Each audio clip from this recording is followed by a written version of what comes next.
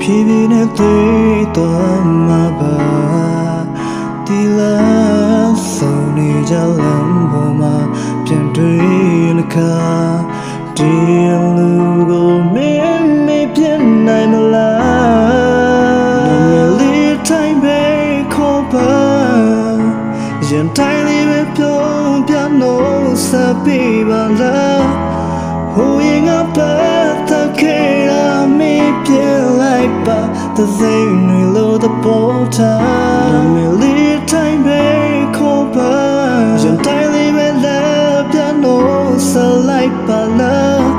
အချိန်နဲ့တိုင်းဝိုင်းချငါရိုးရဲ့ဘဝဟာလမ်းတွေမချတဲ့ပုံစံမှုဆိုတာနားလေးပြီးသား